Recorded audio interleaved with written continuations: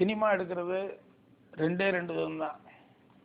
அதில் மெஜாரிட்டியானது வெற்றி, வியாபாரம்.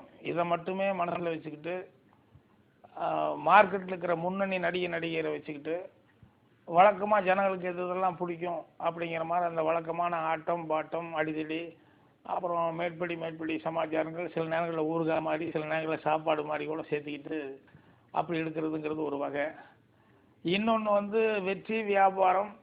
அது மனசுக்குள்ளே இருந்தால் கூட வழக்கமாக எல்லாரும் சொல்கிற மாதிரி இல்லாமல் புதுசாக பரிச்சார்த்தமாக, அதாவது புதுமுகங்களை வச்சோ அல்லது அப்கமிங், அதாவது வளர்ந்துட்டு வர்ற புதுமுகங்களை வச்சோ வழக்கமாக இல்லாமல் வித்தியாசமாக ஏதாவது ஒன்று சொல்லி அதே நேரத்தில் மக்களுக்கு பிடிச்ச மாதிரி இருக்கும் அப்படிங்கிற நம்பிக்கையோடு சொல்லி போராடி வெற்றி பெறுறது. இது ரெண்டாவது ரகம்.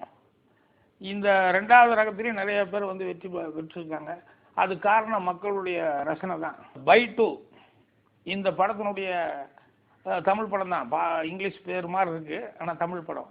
இந்த படத்தினுடைய டைரக்டர் நண்பர் துவாரகி ராகவன் அவர்கள் இந்த படத்தை பொறுத்த வரைக்கும் அந்த ரெண்டாவது ரகம், அதாவது எக்ஸ்பெரிமெண்ட்னு சொல்லக்கூடிய ஒரு பரிச்சார்த்தமான ஒரு படமாக இதை எடுத்திருக்காரு. அதாவது ரெண்டே ரெண்டு பேர், ஒரு ஹீரோ ஒரு ஹீரோயின், இவங்களை மட்டுமே வச்சுக்கிட்டு ஒரு காட்டுக்குள்ளே நடக்கிற மாதிரி இந்த கதையை எடுத்திருக்காரு. இந்த படம் பார்க்க போகும்போது எனக்கு கூட திருப்பி ரெண்டே பேர் அப்படிங்கும்போது ஒரு மாதிரி ரிப்பீட்டேஷனாக அப்படியே அவங்கள பார்க்குறது ஒரு மாதிரி கொஞ்சம் இதாக இருக்குமோ அப்படிங்கிற மாதிரி எனக்கு உள்ளூர் ஒரு சின்ன பயம் இருந்தது. ஆனால் இன்டர்வல் நெருங்க அந்த கதைக்குள்ளே நம்மளை அறியாமையே ஒரு இன்வால்வ்மெண்ட் கிடச்சிது. அப்புறம் இன்டர்வலுக்கு அப்புறம் தொடர்ந்து பார்க்க அது அந்த ரெண்டு பேர் மட்டுமே நடிச்சிருக்காங்கிற அந்த ஃபீலிங் இல்லாமல் நம்மளை எப்படியோ ஒரு விதத்தில் பிடிச்சி இழுத்துருக்கு. ஸோ இது எப்படி இந்த அளவுக்கு அவர் எடுக்கணும்னு தோணுச்சு அப்படின்னு சொன்னால் மக்கள் ரசனை. அதுலேயும் குறிப்பாக சொல்ல போனோம்னா தமிழ் பட ரசிகர்கள் பெரும்பாலும் மற்ற லாங்குவேஜை விட அது கொஞ்சம் பெருமையாக கூட சொல்லிக்கலாம். என்னென்னா கண்டிப்பாக இந்த மாதிரி எக்ஸ்பெரிமெண்ட்டாக யார் பண்ணாலும் அதுக்கு நல்லா இருக்குது அப்படின்னா கண்டிப்பாக அவங்களுடைய முழு ஆதரவு கொடுப்பாங்க. ஸோ அந்த நம்பிக்கையை மனசில் வச்சுக்கிட்டு தான் இந்த பை டூ அப்படிங்கிற படத்தை ரெண்டே ரெண்டு பேர் நடித்த படத்தை எடுத்திருக்காரு. ஸோ அவருடைய இந்த பரிச்சார்த்தமான முயற்சி எனக்கு பார்க்கும்போது ரொம்ப சந்தோஷமாக இருந்தது. இந்த மாதிரி எக்ஸ்பெரிமெண்ட்டுக்கு உங்களுடைய முழு ஆதரவு கொடுக்கணும். ஏன்னா உங்களை அந்த ரெண்டு பேரை வச்சுட்டே இன்வால்வ் பண்ண முடியும் அப்படிங்கிறத நான் இன்வால்வ் ஆகும் போது நீங்களும் அதே மாதிரி இன்வால்வ் ஆக முடியும். அதனால் கண்டிப்பாக நீங்கள் அவங்களுக்கு உங்களுடைய நல்ல ஆதரவையும் உங்களுடைய இதையும் கொடுத்தா தான் இந்த மாதிரி டைரக்டர்கள் மறுபடியும் வர முடியும், இந்த மாதிரி படங்களும் வளர முடியும். கண்டிப்பாக நீங்கள் அதை செய்வீங்கிற நம்பிக்கை எனக்கு இருக்குது.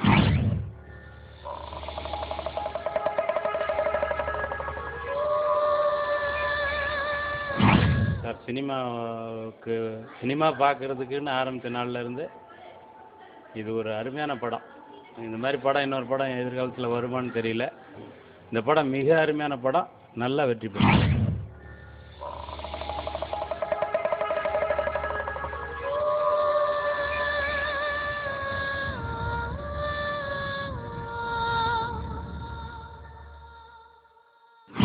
சமீபத்தில் நான் பார்த்த எத்தனையோ படங்களில் பை டூ இது மிகப்பெரிய ஒரு கின்னஸ் ரெக்கார்டு கிரியேட் பண்ண போகிற ஒரு படம்னு நினைக்கிறேன்.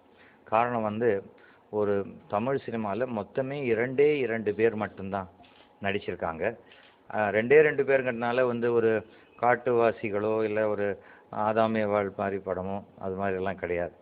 ஒரு கிளியர் யூஸ் சர்டிஃபிகேட் உண்டான ஒரு படம். பட் யூத்ஃபுல்லான படம். இது எப்படி சொன்னாலும் டக்குன்னு உங்களால் இப்படி தான் கெஸ் பண்ண முடியாத ஒரு படம். ரொம்ப எக்ஸ்ட்ராடினரி எஃபர்ட். அதுக்கு ரொம்ப hats off to the director and producer. மிக துணிச்சலான ஒரு டீம். ஒரு டிடிஎஸ் எஃபெக்ட் எல்லாமே ரொம்ப பிரமாதமாக பண்ணப்பட்ட படம். ஃபோட்டோகிராஃபி ரொம்ப நல்லாயிருக்கு. Director Dwaraki Raghavan extraordinary work பண்ணியிருக்காரு. he has got a very big future in Indian film இண்டஸ்ட்ரியில் அவருக்கு கண்டிப்பாக இருக்குது. I wish them all the best. இந்த மாதிரி படங்களை நாம் கண்டிப்பாக சப்போர்ட் பண்ணணும்.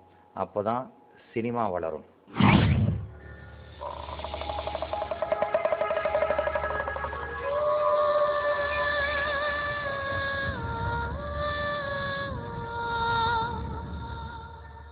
வணக்கம்.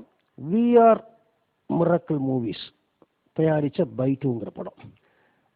இளைஞர் ஜெகதீஷ் தயாரிச்சிருக்கிறாரு, இளைஞர் துவாரகேஷ் ராகவ் டைரக்ட் பண்ணியிருக்கிறாரு. அவங்க அந்த சமயத்தில் ரொம்ப கஷ்டப்பட்டாங்க. ஆனால் அவர்கள் கஷ்டப்பட்டது நல்லதுக்கு என்று எனக்கு தோன்றுகிறது.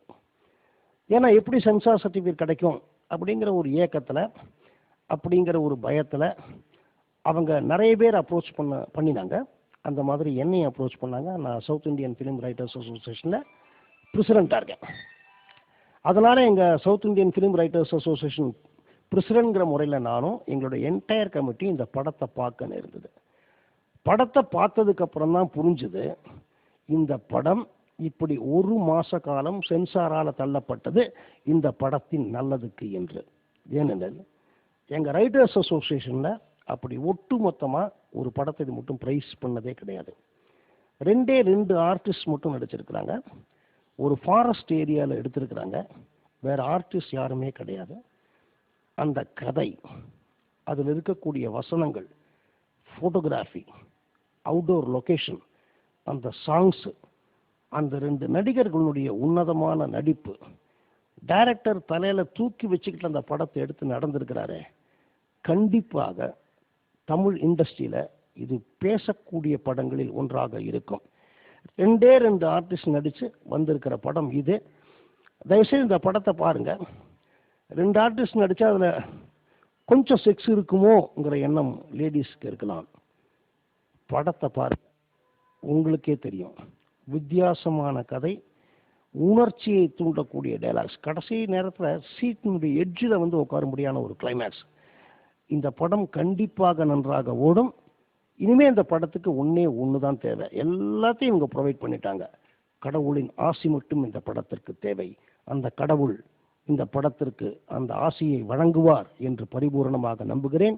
அந்த 2 இளைஞர்களுக்கும், தயாரிப்பாளர், இயக்குனர் மற்றும் அவர்களுடன் பணிபுரிந்த அத்தனை தொழில்நுட்ப கலைஞர்களுக்கும் என் மனப்பூர்வமான வாழ்த்துக்களை தெரிவித்துக் கொள்கிறேன். நன்றி.